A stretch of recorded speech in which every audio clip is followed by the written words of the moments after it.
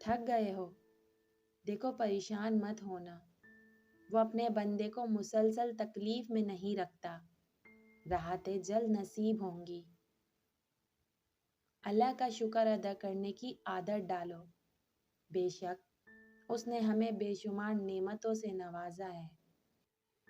صبح اٹھ کر منہ دھونے جاتے ہو، جانتے ہو کتنی بڑی نعمت ہے۔ کئی ایسے لوگ ہیں جو صبح اٹھ کر گردے دھلوانے جاتے ہیں، راتوں کو اٹھ اٹھ کر اپنے زخموں پر دوائی لگاتے ہیں۔ اللہ کی نعمتوں کو تم گن بھی نہیں سکتے، تو ان گن نعمتوں کا شکر ادا کیا کرو۔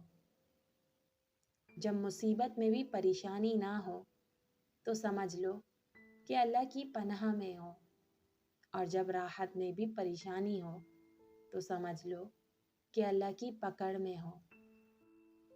اور میرے اللہ نے میرا اس وقت ساتھ دیا جب چاروں طرف مجھے اپنی ہار نظر آ رہی تھی۔ دل چھوٹا نہ کرو، ایک دن وہ رب تمہاری ساری دعائیں قبول کر لے گا۔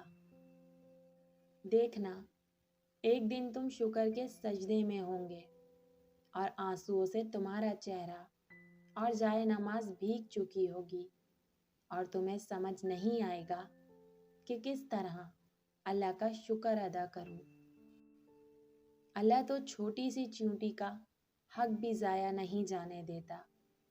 پھر تم نے کیسے سوچ لیا کہ تمہارے ٹوٹے دل کے ساتھ کیے گئے صبر کو وہ ضائع کر دے گا؟ بددعا صرف الفاظ نہیں ہوتے، جس کو دکھ دو اس کی آہ بھی بددعا بن جاتی ہے، اور رب بہت انصاف کرنے والا ہے۔ میں نے اپنی زندگی کا ہر فیصلہ اللہ پر چھوڑ دیا، اور بے شک میرے اللہ نے مجھے مایوس نہیں ہونے دیا۔ کبھی کبھار تکلیف اتنی ہوتی ہے کہ اللہ کے علاوہ کسی سے بھی بات کرنے کا دل نہیں چاہتا۔ اپنی ہر اس تکلیف پر اللہ کا شکر ادا کیا کرو جو تمہیں دنیا سے بیزار کر کے اپنے اللہ کے قریب لے آئے، کیونکہ دنیا ختم ہونے والی چیز ہے، لیکن اس کی قربت بہت قیمتی ہے۔